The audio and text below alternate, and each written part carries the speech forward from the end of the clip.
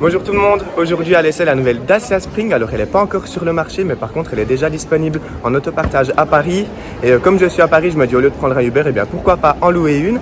Du coup on voit ça tout de suite dans cette vidéo. Je vais faire un rapide tour de l'extérieur et puis je vais juste vous donner mon avis sur cette Dacia Spring en ville du coup à Paris. On voit ça tout de suite, allez c'est parti. Bon du coup voilà comment elle se présente de l'extérieur. On a un petit cache-plaque ici, je pense c'est pour pas qu'elle s'abîme à l'avant. Bon sinon elle est toute petite hein. Bon je pensais qu'elle était un peu cette taille là en la voyant en vidéo hein. Je suis pas très surpris. Sinon bah voilà le design assez classique je dirais, assez vieillot un peu, assez low cost. Mais bon elle est assez mignonne franchement.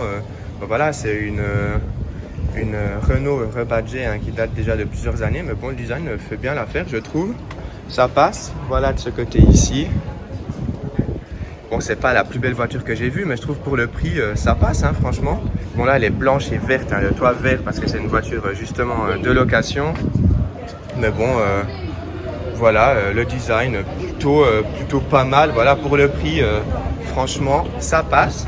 On va tout de suite passer à l'intérieur et puis on va voir ce que ça donne sur la route. Sinon au niveau de l'intérieur, eh bien regardez comment elle se présente. Les sièges ici sont pas top à l'œil mais bon ça passe encore. Et puis aux places d'arrière, alors le siège est réglé à ma taille, je fais 1m88 et puis je peux pas m'asseoir derrière moi hein, par contre. Et puis au niveau du coffre, eh bien il est assez grand hein, franchement. Plutôt pas mal, je pensais pas qu'il était aussi grand. Pour une petite voiture comme ça, c'est très bon, très bien, voilà.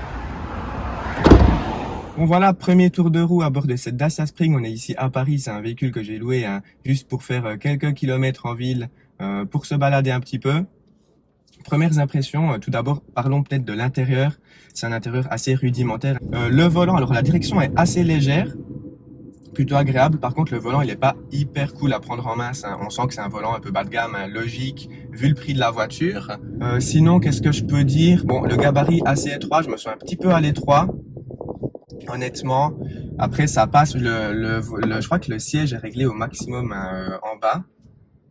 Je peux pas le descendre plus. Donc voilà, j'ai un petit peu de place quand même en dessus. Par contre, là, je suis un petit peu gêné par le pare-soleil. Pour rappel, je fais 1m88, donc ça passe. Sinon, on a bien assez de puissance en ville. Regardez-moi ça, on se faufile partout, ça va bien. Ça se manie bien, c'est assez... le gabarit est très étroit.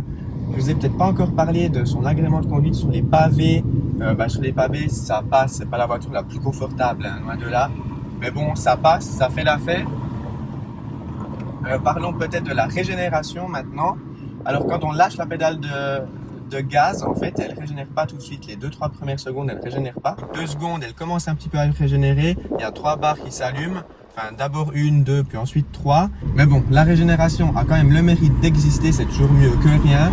Après, il y a clairement mieux hein, sur le marché au niveau de la régène. Et puis dernier point que j'ai oublié de mentionner, c'est les sièges. Alors à l'œil ils sont vraiment pas très beaux, ils paraissent assez durs et tout, mais au final ça va, c'est clair que c'est assez fer, mais bon ça va.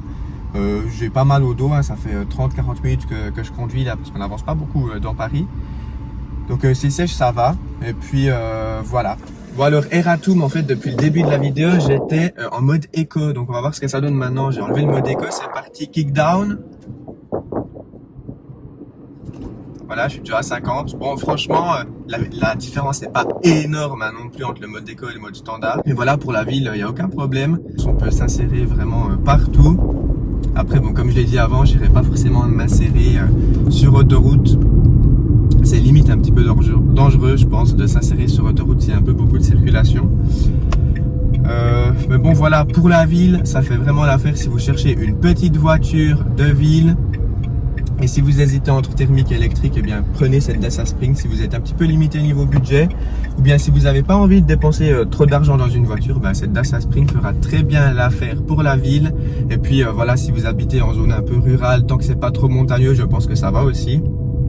Au niveau de l'autonomie, c'est pas mal. On s'est baladé, ça fait bien 20-30 minutes qu'on roule ici à Paris. Et puis on a perdu 2% de batterie, donc franchement c'est top, l'autonomie a l'air d'être assez correcte en ville, hein, franchement. Donc voilà, pour conclure, je dirais que pour le prix, c'est une voiture plutôt sympa, surtout en France. Après en Suisse, avec réserve quand même, c'est clair que c'est plus agréable à conduire qu'une voiture thermique du même gabarit. Après, pour le même prix, 20-22 000 francs suisses, on peut avoir des voitures thermiques d'occasion ou même des voitures électriques d'occasion, je pense un peu mieux. Peut-être une Renault Zoé d'occasion, c'est un petit peu plus grand, c'est peut-être un peu plus confortable aussi à conduire. Je sais pas, j'ai jamais conduit, mais je pense. Donc voilà, en France, foncez si vous cherchez une petite voiture. Si vous faites pas trop d'autoroute, ben ça fera très bien l'affaire. Après en Suisse, un petit peu avec réserve quand même. Voilà, c'est ma conclusion. C'est une petite voiture sympa pour la ville. Après, sans plus, moi, ben, je ne l'achèterai pas, bien entendu, étant donné que je fais beaucoup de routes et puis que je la trouve pas super confortable non plus. Voilà, le volant il vibre un peu, le volant est pas trop top à prendre en main.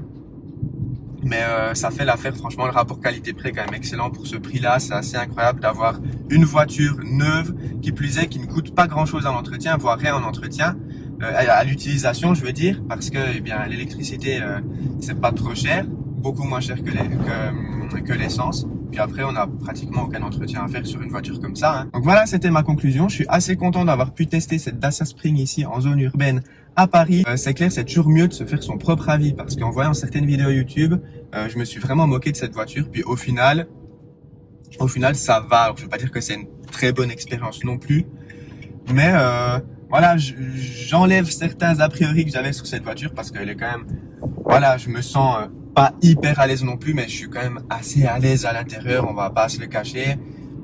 Moi, je pensais que c'était moins bien, honnêtement, en voyant certaines vidéos YouTube. Mais bon, voilà, merci beaucoup à vous d'avoir regardé cette vidéo. J'espère que ça vous a plu. Voilà, c'est mon avis seulement sur cette Dacia Spring, hein, c'est pas du tout un essai complet, loin de là. Juste une petite vidéo sympathique pour vous montrer, pour vous donner mon avis sur cette voiture. Comme d'habitude, n'hésitez pas à lâcher le petit pouce en l'air si jamais ça vous a plu. Pensez à vous abonner si ce n'est pas encore fait parce qu'il y a plein d'autres tests de voitures électriques qui vont arriver très bientôt sur YouTube. Et moi, je vous dis à très vite. C'était Julien. Ciao tout le monde.